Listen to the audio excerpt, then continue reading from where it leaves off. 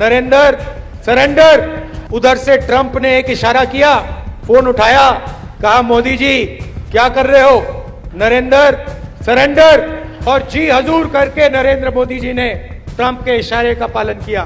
മധ്യപ്രദേശിൽ കോൺഗ്രസിന്റെ political affairs കമ്മിറ്റിയുടെ മീറ്റിംഗിനെത്തിയ രാഹുൽ ഗാന്ധി നരേന്ദ്രമോദിയുടെയും BJPയുടെയും RSSന്റെയും തനി നിറം തുറന്നു കാണിച്ചു. രാഹുൽ ഗാന്ധിയുടെ വ്യത്യസ്തമായ ഒരു ആക്ഷൻ ഫിൽഡ് പ്രസംഗമായിരുന്നു ഇത്. ഫുൾ ആക്ഷൻ മോഡിൽ ആയിരുന്നു അദ്ദേഹം എന്ന് വ്യക്തമായി നമുക്ക് കാണാൻ കഴിയും. നരേന്ദ്രമോദി എന്നാൽ സറണ്ടർ മോദി എന്നാണെന്ന് അദ്ദേഹം തുറന്നു പറയാൻ മടിച്ചില്ല. വിദേശികളോട് മാപ്പ് അപേക്ഷിക്കുന്ന RSSന്റെ അതേ സ്വഭാവം തന്നെയാണ് നരേന്ദ്രമോദിക്കും എന്ന് ട്രംപിന്റെ ഉത്തരവിൽ വെടിനിർത്തൽ പ്രഖ്യാപിച്ചതോടുകൂടി മോദി തെളിയിച്ചിരിക്കുകയാണ് എന്ന് അദ്ദേഹം പറഞ്ഞു.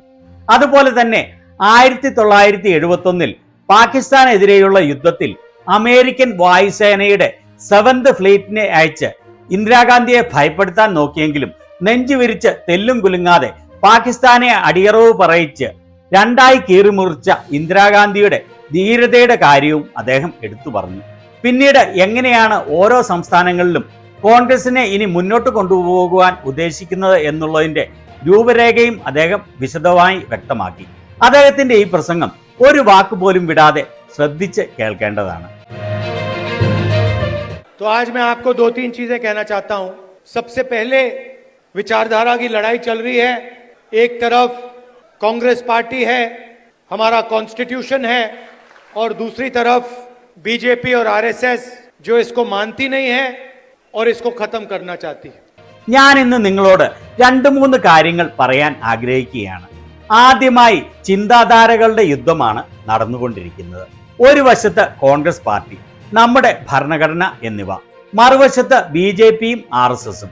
നമ്മുടെ ഭരണഘടനയെ അവർ മാനിക്കുന്നില്ല എന്ന് മാത്രമല്ല, അതിനെ ഇല്ലാതാക്കാനും ആഗ്രഹിക്കുന്നു. हिंदुस्तान की सारी संस्थाओं को, इंस्टीट्यूशंस को उन्होंने पकड़ लिया है. हर संस्था में उन्होंने अपने लोग डाले हैं और देश को आस्ते आस्ते आस्ते देश का वो गला घोट रहे हैं. तो पहली लड़ाई संविधान की है. एक तरफ हम कांग्रेस पार्टी, हमारी विचारधारा, और दूसरी तरफ RSS जो संविधान के खिलाफ खड़े हैं. ഇന്ത്യയുടെ എല്ലാ ഭരണഘടനാ സ്ഥാപനങ്ങളെയും അവർ പിടിച്ചടക്കിയിരിക്കുകയാണ്. എല്ലാ ഭരണഘടനാ സ്ഥാപനങ്ങളിലും RSSകാരെ കൊണ്ട് കുത്തി നിറച്ചിരിക്കുന്നു. അങ്ങനെ പതിയെ പതിയെ രാജ്യത്തെ അവർ കഴുത്ത് ഞെരിച്ച് കൊല്ലുകയാണ്. അതുകൊണ്ട് ആദ്യത്തെ പോരാട്ടം ഭരണഘടനയുടേതാണ്. ഒരു വശത്ത് നമ്മൾ കോൺഗ്രസ് പാർട്ടിയും നമ്മുടെ ചിന്താധാരയും, മറുവശത്ത് ഭരണഘടനയ്ക്കെതിരെ നിൽക്കുന്ന RSSും. दूसरी लड़ाई सामाजिक न्याय की. पार्लियामेंट हाउस में, लोकसभा में मैंने देश से वायदा किया था कि कुछ भी हो जाए जाति जनगणना लोकसभा और राज्यसभा में पास होगा. രണ്ടാമത്തെ പോരാട്ടം സാമൂഹിക നീതിയുടേതാണ്. ലോക്സഭയിൽ ഞാൻ രാജ്യത്തിന് വാക്ക് കൊടുത്തിരുന്നു, എന്ത് സംഭവിച്ചാലും ജാതി സെൻസസ് രാജ്യസഭയിലും ലോക്സഭയിലും ഞങ്ങൾ പാസാക്കി കാണിക്കുമെന്ന്. ये BJP RSS वालों को अब मैं अच्छी तरह जानता हूं. तो इन पर थोड़ा सा दबाव डालो, थोड़ा सा धक्का मारो, डर के भाग जाते हैं ये लोग. ഈ BJPക്കാരെയും RSSകാരെയും ഇപ്പോൾ എനിക്ക് വ്യക്തമായി മനസ്സിലാക്കാൻ സാധിച്ചു. അവരുടെ മേൽ അല്പം സമ്മർദ്ദം ചെലുത്തിയാൽ, അല്പമൊന്ന് പുഷ് ചെയ്താൽ അവർ പേടിച്ചോടും. जैसे उधर से ट्रंप ने एक इशारा किया, फोन उठाया, कहा मोदी जी क्या कर रहे हो, नरेंद्र सरेंडर, और जी हजूर करके नरेंद्र मोदी जी ने ट्रंप के इशारे का पालन किया. അമേരിക്കയിൽ നിന്ന് ട്രംപ് ഒരു ഉത്തരവിട്ടു. ഫോൺ എടുത്ത് ചോദിച്ചു, നിങ്ങൾ എന്താണ് ചെയ്യുന്നത്? നരേന്ദർ സറണ്ടർ. അത് കേട്ട് യെസ് സാർ എന്ന് പറഞ്ഞ് നരേന്ദ്രമോദി ട്രംപിന്റെ ഉത്തരവ് അതേപോലെ പാലിച്ചു. आपको एक समय याद होगा जब फोन कॉल नहीं आया था, 7th फ्लीट आई थी. 71 की लड़ाई में 7th फ्लीट आई थी, हथियार आए थे, एयरक्राफ्ट कैरियर आया था. इंदिरा गांधी जी ने कहा मुझे कुछ जो करना है मैं करूंगी. നിങ്ങൾക്ക് ഒരു സമയം ഓർമ്മയുണ്ടാവും, അന്ന് ഫോൺ കോൾ വന്നില്ല. മറിച്ച് 71 പാകിസ്ഥാനുമായുള്ള യുദ്ധത്തിൽ അമേരിക്കൻ നാവികസേനയുടെ 7th ഫ്ലീറ്റ് നിറയെ ആയുധങ്ങളുമായി ഇന്ത്യക്കെതിരെ എത്തി. എന്നാൽ ഇന്ദിരാഗാന്ധി പറഞ്ഞു ഞാൻ ചെയ്യാൻ ഉദ്ദേശിക്കുന്ന കാര്യം ഞാൻ ചെയ്യുക തന്നെ ചെയ്യും എന്ന്. ये फर्क है, इनका कैरेक्टर है ये सारे के सारे ऐसे हैं. आजादी के समय से सरेंडर वाली चिट्ठी लिखने की आदत है. एक सेकंड में थोड़ा सा दबाव पड़े भैया ये लो, ये इनका कैरेक्टर है. ഇതാണ് മോദിയുമായുള്ള വ്യത്യാസം. ഇതാണ് അവരുടെ സ്വഭാവം. BJPയും RSSും മുഴുവനും ഇതുപോലെയാണ്. സ്വാതന്ത്ര്യ സമരത്തിന്റെ കാലം മുതൽ കീഴടങ്ങിക്കൊണ്ട് കത്തെഴുതുന്ന പ്രകൃതമാണ് അവർക്കുള്ളത്. ഒരു സെക്കൻഡിൽ അല്പം സമ്മർദ്ദം ചെലുത്തിയാൽ ഉടനെ തന്നെ മുട്ടുമടക്കും, എന്നിട്ട് മാപ്പ് എഴുതി കൊടുക്കും. ഇതാണ് അവരുടെ തനി സ്വഭാവം. कांग्रेस पार्टी सरेंडर नहीं होती है. गांधी जी, जवाहरलाल नेहरू, सरदार पटेल ये सरेंडर वाले लोग नहीं हैं. ये सुपर पावर से लड़ने वाले लोग हैं. കോൺഗ്രസ് പാർട്ടി ആരുടെ മുന്നിലും സറണ്ടർ ചെയ്യുകയില്ല. ഗാന്ധിജി, നെഹ്റു, സർദാർ പട്ടേൽ ഇവരൊന്നും സറണ്ടർ ചെയ്യുന്ന ആളുകളല്ല. അവർ സൂപ്പർ പവറുകളോട് നെഞ്ചുവരിച്ചു നിന്ന് പോരാടിയവരാണ്. तो जाति जनगणना की बात मैंने कहा, देखिए आपको जो करना है करो. हम सामाजिक न्याय की लड़ाई लड़ेंगे और जाति जनगणना को हम लोकसभा में पास करेंगे. मोदी जी पहले कहते थे कोई जात नहीं है, फिर सिर्फ 4 जात हैं. चुनाव के समय वो ओबीसी बन जाते हैं. गडकरी जी ने कहा, मोहन भगवत ने बयान दिए, थोड़ा सा दबाव पड़ा, एकदम सरेंडर हो गए. ജാതി സെൻസസിന്റെ കാര്യം ഞാൻ പറഞ്ഞു, നിങ്ങൾക്ക് ഇഷ്ടമുള്ളത് ചെയ്തുകൊള്ളൂ. ഞങ്ങൾ സാമൂഹിക നീതിയുടെ പോരാട്ടം പോരാടും. അത് ഞങ്ങൾ പാർലമെന്റിൽ പാസ്സാക്കിയിരിക്കും. മോദി ആദ്യം പറഞ്ഞു ജാതി എന്നൊന്നില്ല, പിന്നീട് പറഞ്ഞു വെറും 4 ജാതികളേ ഉള്ളൂ. തെരഞ്ഞെടുപ്പ് സമയത്ത് മോദി OBCക്കാരനായി മാറും. ഗഡ്കരിയും മോഹൻ ഭഗവത്തും ഒക്കെ ജാതി സെൻസസ് നടത്താൻ സമ്മതിക്കുകയില്ല എന്ന് പറഞ്ഞു. എന്നാൽ അല്പം സമ്മർദ്ദം ചെലുത്തിയപ്പോൾ അവരെല്ലാം ഒരുമിച്ച് കീഴടങ്ങി. मगर मैं इनको जानता हूं, जैसे इन्होंने महिला आरक्षण का काम किया था, वो 10 साल बाद वाला, यहां भी वही कोशिश है इनकी. ये करना नहीं चाहते हैं, ये दबाव में आकर बोल गए हैं, मगर ये करना नहीं चाहते हैं क्योंकि ये इस देश में न्याय नहीं चाहते हैं. ये अंबानी अदानी वाला देश चाहते हैं, अरबपतियों वाला देश चाहते हैं, सामाजिक न्याय वाला देश नहीं चाहते हैं. എന്നാൽ എനിക്ക് ഇവരെക്കുറിച്ച് നന്നായി അറിയാം. അവർ പാർലമെന്റിലേക്കുള്ള വനിതാ സംവരണത്തിന്റെ കാര്യത്തിൽ ചെയ്തത് ഓർക്കുന്നുണ്ടോ? 10 വർഷത്തിന് ശേഷം ഇവിടെയും അതേ പരിപാടിയായിരുന്നു അവർ നടത്തിയത്. അവർക്ക് ഇത് ചെയ്യാൻ യാതൊരു ഉദ്ദേശവും ഇല്ലായിരുന്നു. അവർ വേണമെന്ന് വെച്ച് ചെയ്തതല്ല, സമ്മർദ്ദം ചെലുത്തി അവരെ കൊണ്ട് ചെയ്യിച്ചതാണ്. കാരണം അവർ ഈ രാജ്യത്ത് നീതി ആഗ്രഹിക്കുന്നില്ല. അവർക്ക് വേണ്ടത് അദാനിയുടെയും അംബാനിയുടെയും രാജ്യമാണ്, കോടിപതികളുടെ രാജ്യം. സാമൂഹിക നീതിയുടെ ഒരു രാജ്യം അവർ ആഗ്രഹിക്കുന്നില്ല. हिंदुस्तान जब ही आगे बढ़ता है जब इस देश की पूरी शक्ति का प्रयोग होता है, जब सब लोगों को लगता है कि हमारी भी भागीदारी है, हमारा भी भविष्य है, हम भी आगे जा सकते हैं. ഈ രാജ്യത്തിന്റെ എല്ലാ ശക്തിയും കാര്യക്ഷമതയോടെ ഉപയോഗിക്കുമ്പോൾ മാത്രമേ ഇന്ത്യ മുൻപോട്ട് പോവുകയുള്ളൂ. എല്ലാ ആളുകൾക്കും തങ്ങൾക്കും ഇതിൽ പങ്കാളിത്തമുണ്ട്, തങ്ങൾക്കും ഭാവിയുണ്ട്, ഞങ്ങൾക്കും മുൻപോട്ട് പോകാൻ സാധിക്കും എന്ന് എല്ലാവർക്കും വിശ്വാസം ആവുമ്പോൾ മാത്രമേ രാജ്യം മുന്നോട്ട് പോവുകയുള്ളൂ. अदानी पैसे बनाता है, अंबानी पैसे बनाता है और चाइना अपना माल हिंदुस्तान में बेचता है.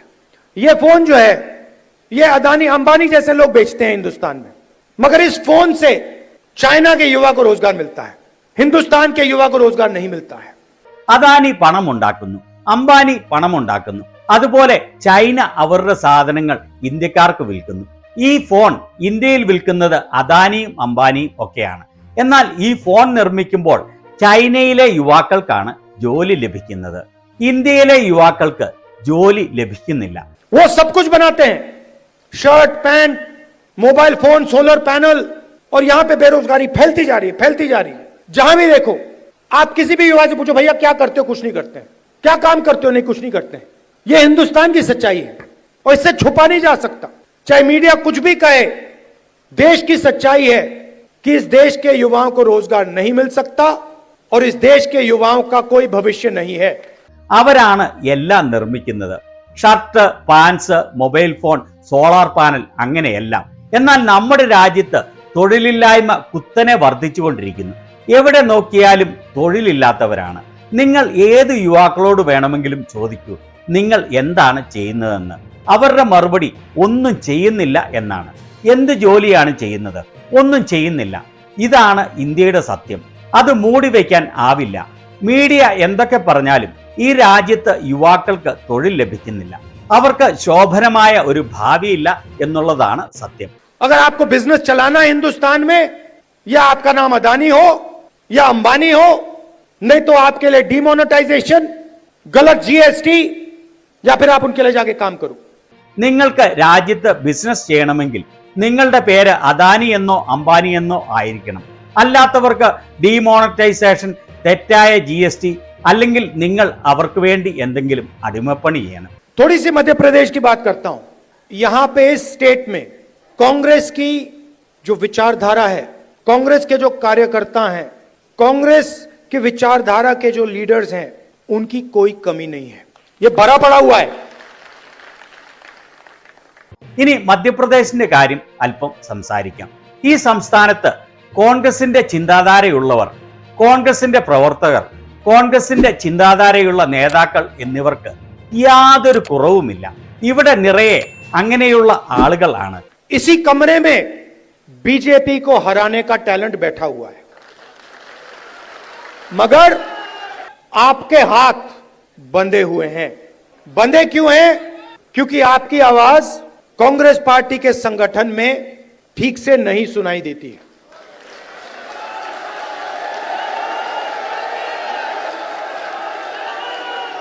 നിങ്ങൾ ഇരിക്കുന്ന ഈ മുറിയിൽ BJPയെ പരാജയപ്പെടുത്താനുള്ള കഴിവുള്ളവരാണ് ഇരിക്കുന്നത്.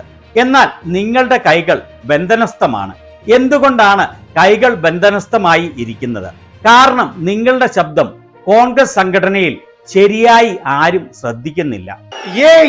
ये हमारी सेना है, ये लड़ने के लिए तैयार है, ये मरने के लिए तैयार है. बीच में 2-3 लोग उल्टे सीधे बयान देते रहते हैं.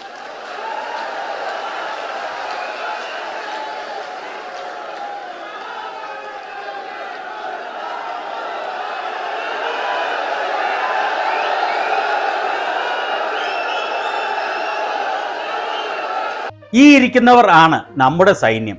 നിങ്ങൾ പോരാടാൻ തയ്യാറാണ്, നിങ്ങൾ പാർട്ടിക്ക് വേണ്ടി മരിക്കാൻ വരെ തയ്യാറാണ്. എന്നാൽ ഇതിന്റെ ഇടയ്ക്ക് പാർട്ടിക്ക് ദോഷം വരുത്തുന്ന പ്രസ്താവന നടത്തുന്ന ചുരുക്കം ചിലർ ഉണ്ട്. ഇത് കേൾക്കുമ്പോൾ ജനങ്ങളിൽ നിന്ന് വലിയ ആവേശത്തോടെയുള്ള പ്രതികരണമാണ് ലഭിക്കുന്നത്. അതിൽ നിന്ന് തന്നെ വ്യക്തമാണല്ലോ പാർട്ടിക്കെതിരെ പ്രവർത്തിക്കുന്ന ചുരുക്കം ചിലർ ഉണ്ട് എന്നുള്ളതിന്റെ വസ്തുത. अब कोई ऐसे लोग हैं जो फ्रस्ट्रेशन में दे देते हैं, कोई ऐसे लोग हैं जो थोड़ा बीजेपी का भी काम कर लेते हैं. ചിലർ ഇത്തരം പ്രസ്താവനകൾ നടത്തുന്നത് നൈരാശ്യം മൂലമാണ്. മറ്റു ചിലർ BJPക്ക് വേണ്ടി പ്രവർത്തിക്കുന്നവർ ആണ്. और हमें कहीं ना कहीं से तो शुरुआत करनी होगी. तो वर्किंग कमेटी ने निर्णय लिया है कि शुरुआत डिस्ट्रिक्ट और डिस्ट्रिक्ट प्रेसिडेंट के पोस्ट से होगी, और वहां से उस शुरुआत से हम पार्टी को मध्य प्रदेश में, गुजरात में, बाकी प्रदेशों में खड़ा करेंगे. നമുക്ക് എവിടെ നിന്നെങ്കിലും തുടങ്ങിയേ പറ്റൂ. അതിനാൽ വർക്കിംഗ് കമ്മിറ്റി തീരുമാനമെടുത്തു തുടക്കം ജില്ലകളിൽ നിന്നും ജില്ലാ പ്രസിഡന്റുമാരിൽ നിന്നും ആയിരിക്കണം എന്ന്. അങ്ങനെ നമ്മൾ മധ്യപ്രദേശിലും ഗുജറാത്തിലും മറ്റ് സംസ്ഥാനങ്ങളിലും പാർട്ടിയെ പുനരുജ്ജീവിപ്പിക്കുന്ന പ്രവർത്തനങ്ങൾക്ക് തുടക്കമിടും. सबसे जरूरी बात, कांग्रेस पार्टी में डिस्ट्रिक्ट प्रेसिडेंट के लिए कांग्रेस प्रेसिडेंट का, मेरा, वेणुगोपाल जी का दरवाजा 100% खुला मिलेगा. ഒരു കാര്യം കൂടി പറഞ്ഞോട്ടെ. കോൺഗ്രസ് പാർട്ടിയിൽ ജില്ലാ പ്രസിഡന്റുമാർക്ക് വേണ്ടി പാർട്ടി പ്രസിഡന്റിന്റെയും എന്റെയും വേണുഗോപാലിന്റെയും വാതിലുകൾ എപ്പോഴും 100% തുറന്നിരിക്കും. ഇദ്ദേഹത്തിന്റെ ഈ പ്രസംഗത്തിൽ നിന്ന് അനുമാനിക്കാവുന്നത് എല്ലാ സംസ്ഥാനങ്ങളിലും പാർട്ടിയെ ജില്ലാതലം തുടങ്ങി ബ്ലോക്ക്, പഞ്ചായത്ത്, വാർഡ് തലം വരെ പാർട്ടിക്ക് വേണ്ടി പ്രവർത്തിക്കുന്ന മികച്ച ആളുകളെ തെരഞ്ഞെടുത്ത് കോൺഗ്രസിനെ റീ എനർജൈസ് ചെയ്യാനുള്ള ഒരു വലിയ ഉദ്യമമാണ് ലക്ഷ്യം വെക്കുന്നത് എന്നാണ്. നാടിനെ നശിപ്പിക്കുന്ന നരേന്ദ്രമോദിയുടെയും കൂട്ടരുടെയും ഭരണത്തെ തുടച്ചു നീക്കി നാടിനെയും നാട്ടിലെ ജനങ്ങളെയും രക്ഷിക്കുന്നതിന് ഇതൊരു തുടക്കമാവുമെന്ന് പ്രതീക്ഷിക്കാം. ഇതിനെക്കുറിച്ച് നിങ്ങളുടെ അഭിപ്രായം എന്താണ്? Thank you.